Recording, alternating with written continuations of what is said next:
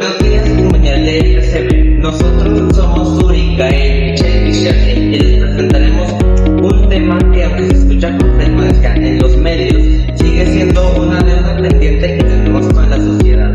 Este tema es acerca de las violaciones de los derechos de las mujeres y de la comunidad LGBTIQ+ en México. Nuestra exposición se basa en 6 notas publicadas entre 2024 y 2025. Cada una de ellas refleja una cara distinta de un problema de la brecha entre la ley y la realidad. A pesar de los avances legislativos, persisten varios vacíos legales, omisiones institucionales y tecnicismos jurídicos que impiden el acceso efectivo a la justicia. Exacto, y más allá de los números o las leyes, detrás de cada caso hay personas, historias y familias afectadas. El derecho no solo debe ser una herramienta escrita, sino el instrumento vivo que proteja la dignidad humana. Por eso, hoy queremos ir más allá de la simple lectura de datos. Buscamos analizar críticamente cómo las leyes, los medios y las instituciones han respondido o han fallado frente a la violencia de género y discriminación hacia las diferentes diversidades. Nota 1. Tipificación del transfeminicidio en la Ciudad de México, de Guardia en 2024. Este informó sobre la aprobación de una ley en la Ciudad de México que se reconoce el transfeminicidio como delito grave. Este hecho significa que los asesinatos de mujeres trans ahora se juzgan bajo la misma figura penal que el feminicidio. Este avance, aunque histórico, abre un debate jurídico interesante. La ley protege, pero también presenta lagunas legales. Por ejemplo, ¿cómo se comprueba el motivo de odio por identidad de género? Y si las autoridades no están capacitadas en diversidad sexual, ¿cómo garantizan que la víctima sea tratada conforme a su identidad? Ahí es donde entra el concepto de vacíos institucionales. La tipificación del delito no sirve si quienes aplican la ley desconocen la diferencia entre identidad y orientación sexual.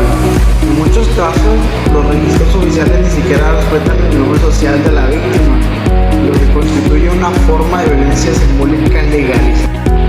Y eso es gravísimo, porque demuestra cómo el sistema judicial puede convertirse, sin quererlo, en un mecanismo de exclusión.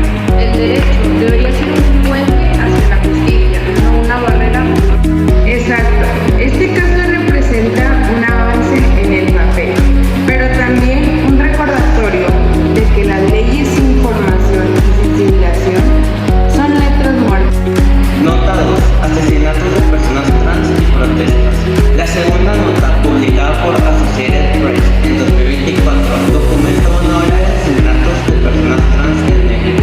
Activistas denunciaron la falta de investigaciones con perspectiva de género y la ausencia de protocolos.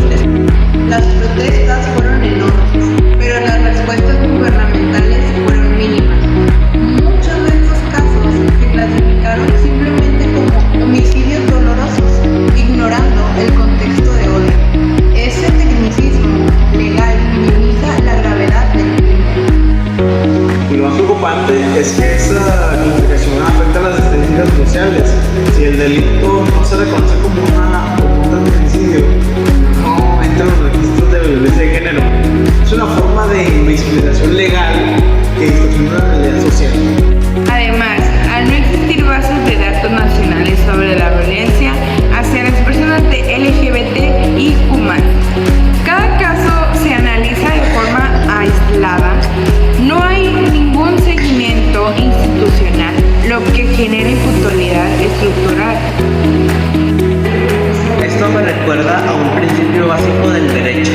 Lo que no se nombra no existe jurídicamente. Y cuando el Estado no nombra la violencia por identidad de género, la niega de manera... Nota número 3. Impunidad generalizada en homicidios. El país 2025. Según el país, 9 de cada 10 homicidios en México quedan impunes. Y aunque esta cifra es alarmante para toda la población, impacta especialmente en mujeres y personas de la comunidad LGBTI+. Esa impunidad no solo es un fracaso judicial, sino una violación de derechos humanos por omisión.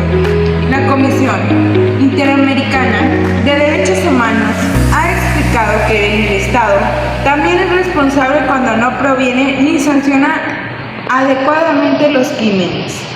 Exactamente, aquí se manifiesta la llamada violencia institucional, cuando la negligencia, la corrupción o la falta de capacitación impiden que una víctima acceda a la justicia. No es que el Estado agreda directamente, sino que su inactuación perpetúa el daño. Y es un círculo vicioso. La impunidad genera desconfianza en las autoridades, lo que provoca menos denuncias y a su vez menos investigación. Trata de un problema sistémico, no solo individual. A nivel jurídico, podríamos decir que es un colapso de la cadena de custodia de los derechos humanos. Desde el momento en que una denuncia no se atiende con perspectiva de género, el Estado incumple su deber de proteger. Nota 4. Aumento de feminicidios. El Universal 2024. La cuarta nota publicada por el Universal 2024 reveló que en el actual sexenio se han registrado más de 20.000 mujeres asesinadas en México. Muchas de esas muertes cumplen con las características de feminicidio, pero no se clasifican. Y esto sucede por tecnicismos legales. Para tipificar un feminicidio, la ley exige demostrar que el crimen se cometió por razones de género, pero muchas fiscalías carecen de protocolos para probarlo, lo que genera un subregistro de preocupante. Además, la figura de crimen pasional sigue utilizándose para suavizar los hechos. Es un ejemplo de cómo el lenguaje jurídico y mediático puede producir estereotipos machistas.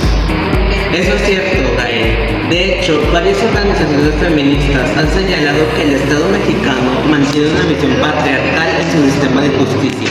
Es decir, protege más al agresor que a la víctima, amparando en tecnicismos y formalidades procesales. Ahí vemos que no solo hay un vacío legal, sino un vacío ético. El derecho pierde sentido cuando se desconecta de la empatía y la humanidad.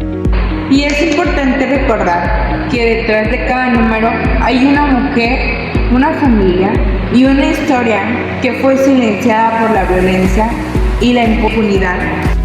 La quinta nota, publicada por Agencia Presentes del 2024, señala que aumentaron los ataques contra las personas trans y los activistas LGBTI. En la mayoría de los casos, la víctima era defensora de derechos humanos. Esto muestra una paradoja. Quienes luchan por la justicia son los principales víctimas del sistema que debería protegerlas. La Comisión Nacional de los Derechos Humanos ha advertido que las agresiones contra activistas son una forma de represión indirecta. Las leyes estatales no siempre reconocen la identidad de género, lo que crea inconsistencias jurídicas entre estados. Es decir, en ese estado el cambio de identidad puede ser legal y en otro es completamente ignorado. Esta fragmentación del marco legal genera una vulnerabilidad permanente. Los derechos humanos no deberían depender del Código Penal del estado en el que vives. Es urgente armonizar las leyes y garantizar que haya protocolos unificados para atender la violencia contra las personas de la comunidad LGBTI. Indignación por muertes de personas trans, ABC News 2024. Finalmente, ABC News 2024 informó sobre el aumento de asesinatos de personas trans a inicio de ese año. Las redes sociales se llenaron de mensajes de indignación, solidaridad, pero también de odio. Eso demuestra que el problema no solo es legal, sino cultural. La violencia nace de la intolerancia y la ignorancia, y aunque el derecho pueda sancionar, no puede cambiar mentalidades por sí solo. Y los medios de comunicación juegan un papel crucial. Se informan con respeto y prejuicios, ayudan a construir conciencia, pero utilizan lenguaje discriminatorio, perpetúan la violencia simbólica. Y ese tipo de violencia, la simbólica, es la más invisible y la más difícil de erradicar.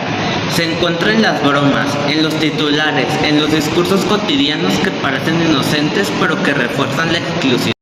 Por eso, como estudiantes, debemos ser críticos con la información que consumimos y responsables con la que compartimos. La educación es la primera línea de defensa ante la ignorancia.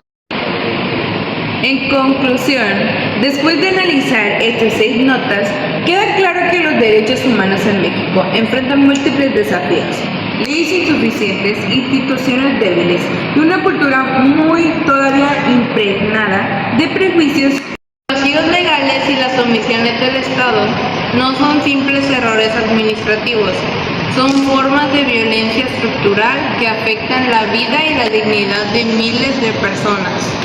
El reto no solo es jurídico, sino educativo y social. Necesitamos construir una sociedad donde la justicia no dependa únicamente del género, de la identidad o de la orientación sexual. Como futuros profesionistas tenemos la responsabilidad de cuestionar, denunciar y proponer, porque la justicia no se alcanza solo con leyes, sino con conciencia. Gracias Gracias a todos por su atención.